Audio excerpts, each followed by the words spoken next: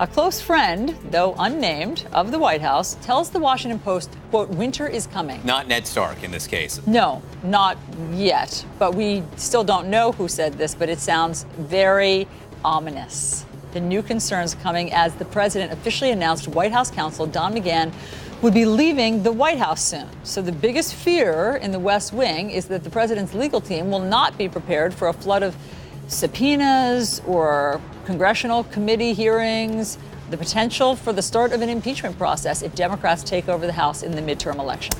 This is all happening as the president is losing a key member of his legal team. There are growing signs that Attorney General Jeff Sessions will soon be shown the door. Politico reports that President Trump has spent the last 10 days lobbying Republican senators to flip on his own Attorney General. There are indications it's working, as a few powerful senators, Lindsey Graham, for instance, seem to be taking the president's side. Okay, joining us now to discuss that and much more is former White House Communications Director Anthony Scaramucci. Good morning, Anthony. Good morning. How are you, Allison? I'm doing well. Thanks so much for being with us. Are you concerned that Don McGahn is leaving the White House?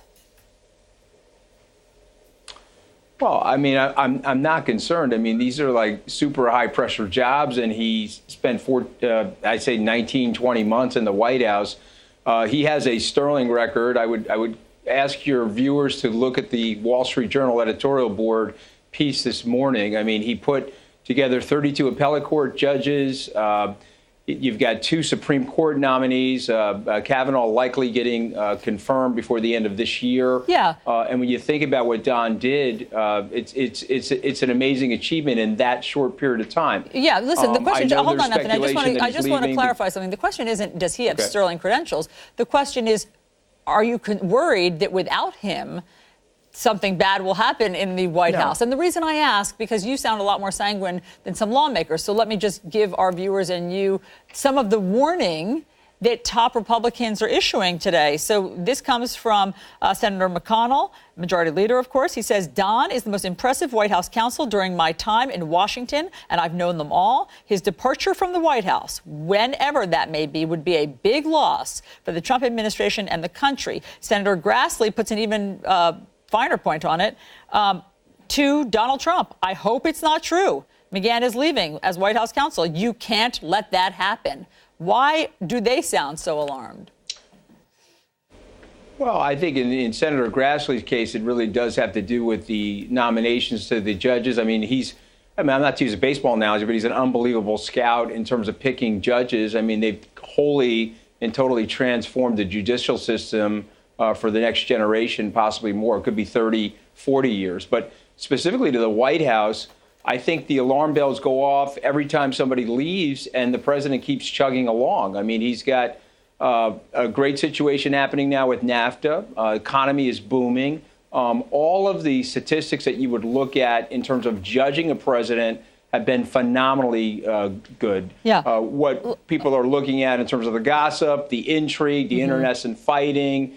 Now there's speculation that he's done something wrong, which, listen, we haven't been able to uncover any specific thing that the president has done wrong. Yeah, I understand. But I mean, I think that it's a third. I answered the question. I appreciate that. But I think that there's a third option that you're ignoring. And it's that people are worried that there is a coming legal storm and that Don McGahn should stay for that. So I'm referring, of course, to the Washington Post reporting today, which says, quote, winter is coming, said one Trump ally in close communication with the White House. Assuming Democrats win the House, which we all believe is a very strong likelihood, the White House will be under siege.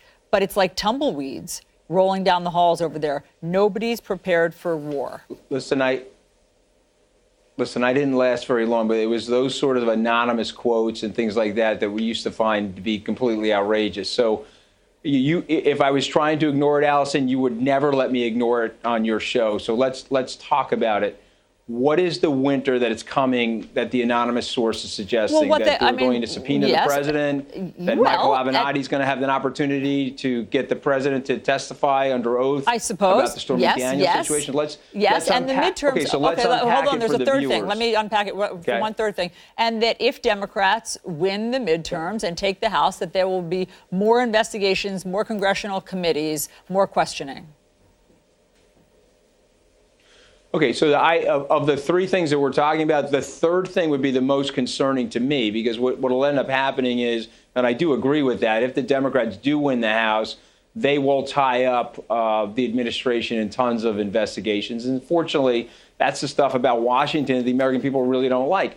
And they do it to both sides. I mean, both sides are, in my opinion, should be indicted for that issue of slowing each other down and creating unnecessary havoc. So I'm not just picking on the Democrats here as it relates to that. I know you're not, but I mean, you're saying unnecessary havoc. Some people would say justice.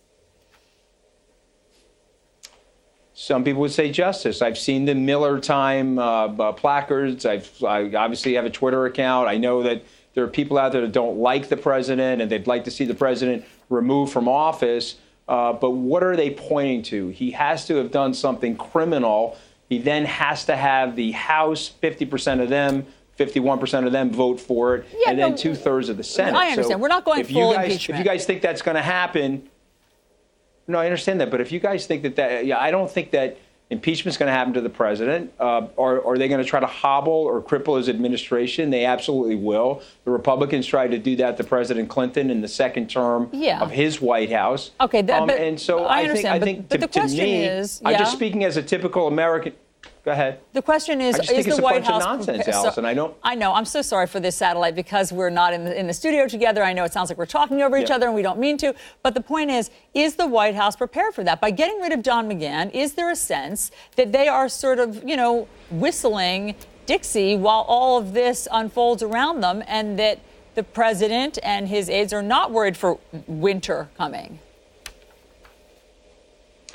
Yeah, so what we both know about Don McGahn is that his job is really specific to the White House, the Constitution, the American people. Sure, he serves the president, but he's not really there as defense counsel for the president or the president's advocate. So I don't think that that's going to be an issue. I think the president is well staffed with his legal team. I know you guys have talked about Emmett Flood. He could be a possible replacement for Don.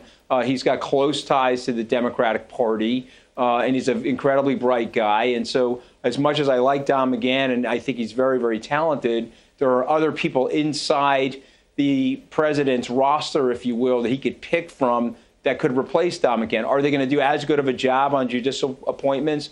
Maybe Mitch McConnell is going to be right about that. But in general, I think the president will be very, very well defended. He is the president of the United States. He can draw from the talent from across the Republican Party and, frankly, some Democrats who would love to work inside the White House. So I'm less concerned about it. And I'm also less concerned about the president having done something wrong. So if you invite me back on the day that he's done something wrong, you can dunk me either in the Southampton studio, the New York studio, or wherever we're talking or a water from. tank. I don't think like the guy's this. done anything I like wrong. this offer, Anthony. Thank you. We will take you up on that. Okay. Unfortunately, I've been dunked before, so I'm happy to do it if he's done something wrong, but I don't think he has. Duly noted. Okay, moving on. What do you think is going to happen with Attorney General Jeff Sessions?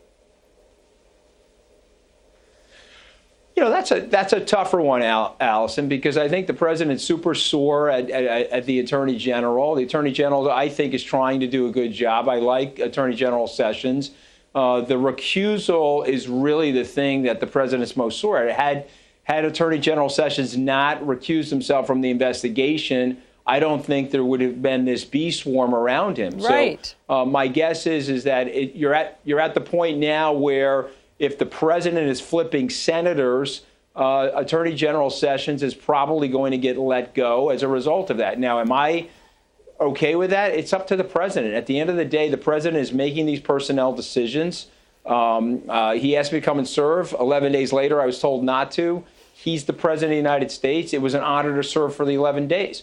Attorney General Sessions, if he's asked to leave, he'll leave graciously. I think he's a good guy. And I when would do you? remind the president I'm just curious that when in terms he needed of him, the timing. he was the first sitting senator to endorse the president. We remember that, and he doesn't seem to have been that rewarded for that early endorsement in terms of what's happening now in the public feud that they're in. When do you think the president would pull that trigger if he were to get rid of Jeff Sessions?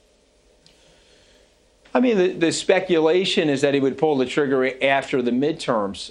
So, I mean, I don't see any reason why to do any severe or aggressive personnel changes prior to the midterms. Even in Don's case, he's going to be leaving after the Kavanaugh nomination is confirmed. So I don't see any reason to do anything in a rush. But again, it's going to be up to the president. But here's the thing I would say, and I've said this on your air before. I went to law school with Rod Rosenstein. We sat in the same section together. I know that there's a cabal on the right that says nasty things about Rod. I see the guy as a very honorable guy and a guy that's really just trying to uphold the law impartially. I've said that from the beginning. I've told the president that specifically, and I've known Rod for 33 years. Told him that? As it relates to, because it seems like he's not always as fond of him and then as I think you it are. was right around Easter. Well, no, I think he's sore about the entire investigation. We have to remember, I'm not the person that they're making these accusations about. If they were making accusations about me and I knew I didn't do anything wrong, I would probably be emotionally charged about that. And so I understand why the president's emotionally charged about it. But if you're asking me to evaluate somebody, I have a reasonably good track record evaluating people, given the fact that I've run reasonably successful businesses. Yep. I've known Rod for 33 years, and I think he's an impartial Justice Department member. So that's me. That's my personal view of him. And you have but as it relates to Jeff Sessions, but Jeff is a good. Yeah. Well, finish your thought. I'm saying, as it relates to Jeff Sessions, I don't like the fact that they've been feuding. They got along great during the campaign. They got along great in the beginning. But if you were talking to the president, he would probably say the reason they're feuding, he did not want Jeff to recuse himself from the Russian investigation. Yes, understood. He wanted him in there He's been... because he felt that he would be somebody that would look at the thing fairly, as opposed to, yes, I mean, look, Anthony, the president has also said that he expected loyalty from Jeff Sessions, and he's been very clear that he is very miffed about the recusal. But I want to move on to something that you tweeted about John McCain. As you know, the memorials for him continue, and you tweeted this: "Our flag is at half-staff. Honoring a veteran like Senator John McCain should be above politics and personal grievance." Were you disappointed with the delay in the president lauding John McCain and what seemed like, for about 2 days, some personal grievance? Yeah, listen, I'm not surprised by it, but I'm disappointed. I would disagree with it, and I think that the smartest advisors around the president, the ones that like him the most, would tell him the truth about something like this. You can't take a veteran like John McCain, 5.5 years in the Hanoi prison, all the things that he's done for the country. Even if you dislike him, you dislike him personally, you dislike the things he said about you, as the commander-in-chief of the United States, and me personally, I have traveled, Allison, to Afghanistan and Iraq on troop support missions, and I've been all over the world with the American military and the American Navy. It's a slap to all the veterans. And I ultimately think, whether it was General Kelly or others inside the White House, they encouraged the president to change his point of view on this thing, because it's a slap to the veterans. Forget about Senator McCain for 1 second. Sometimes the symbolism coming out of the Oval Office and the White House is for all Americans. And so what I would encourage the president to think about, even though you're in partisan squabbles and sometimes there's inter-party or internecine fights inside the party, John McCain was a veteran. He served the country with distinction. He's a war hero. And whether he was captured or not, it doesn't really make a difference. He is a war hero. And you have to honor him the way you would honor other veterans in the United States military. And so I'm very, very happy that they switched that decision. And so, I put my flag at half-staff, and I encouraged other people to do so as well. And I'm glad the White House did it. So, Anthony, quickly, I don't know if you heard what Congressman Ron DeSantis, who's now nominee for Florida governor, said yesterday about his opponent, Andrew Gillum. Let me play this for you and our viewers. We've got to work hard to make sure that we continue Florida going in a good direction. Let's build off the success we've had on Governor Scott. The last thing we need to do is to monkey this up by trying to embrace a socialist agenda. What did you hear there, Anthony? Look, I heard a political gaffe, and so, you know, did you hear he did it on live television, and so I don't know. So, you know, I know you heard a racist statement, and I know a lot of people heard a racist statement. So it doesn't really matter what I heard. If people think that that's a racist statement, I would recommend to Ron DeSantis that he gets out there immediately He walks it back. He offers up an apology, and he moves on. I unfortunately have a big mouth, which you obviously know, which is why I get invited on TV. And I have sometimes said things that I regret and wish I could take back. One of the problems with words, once they leave your mouth and they end up on that videotape, they're there forever. So I've said things that I regret. I wish I could have taken certain things back in my life. But why do you think he hasn't apologized? So I'm telling Ron yeah, go ahead. What are you telling him? Because that's what these guys do. They don't apologize. They don't like apologizing because they think it's a sign of weakness. You can point to many, many politicians and many political consultants say, hey, don't apologize because, listen, now you look super weak and, you can't walk anything back if you said something stupid. And so the average American is scratching their head at that. I mean, we learned in some time in the second grade, if you didn't do the right thing, you offer up an apology. So to me, when people apologize, it moves faster. The news cycle moves faster. The hurt feelings go away. And people recognize, I think each of us recognize that we're fallible human beings and we're capable of doing things wrong and we're capable of doing things that we regret. I cannot imagine Ron DeSantis, and I know him personally, at least I've met him more than one time, being super happy with himself that he used that statement. We're in a racially charged environment, unfortunately. There is an ideological divide in the country, and so people are going to use that statement against him. And other people that are these ridiculous white nationalists are going to rally behind it, which I also think is ridiculous.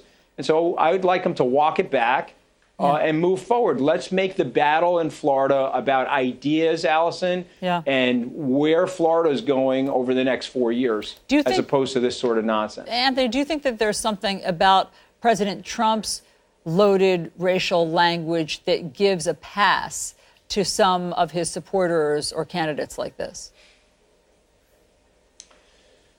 No, you see, I know where you're going with that. That's the whole fish thinks from the head down thing, meaning he says certain things, and so therefore it's opening up a pathway for other people to say certain things. So I don't like everything that the president says. Trust me, he doesn't like everything that I say. Where I still consider us close friends. I'm obviously a huge supporter of him and his agenda and his family. But at the end of the day, there's certain things he's saying. I would recommend he cuts those back. If you'd like to see his approval rating go into the mid-50s, where if you look at the economic data and other things that he's done inside the presidency in a very short period of time, he could have a mid-50s approval rating, but he's got to be way more strategic in terms of the way he's communicating. And frankly, what I would tell the president is be less frustrated. As frustrating as it is to deal with some of the things that you don't like dealing with as a politician that you didn't have to deal with as a business person, just be patient. Let that pitch go away. You don't have to swing at every single pitch that comes across the plate. It's not the campaign right now. You can switch into that mode in a couple of years. I'm sure the president is listening. Anthony Scaramucci, thank you very much for coming on and sharing your advice. I doubt that, Allison. I don't know if he's in love with CNN these days, but maybe. You know what? Despite what he says, we do have indications that he watches in the morning. Okay, well, that's good for CNN. Anthony, thank you. We appreciate you being here.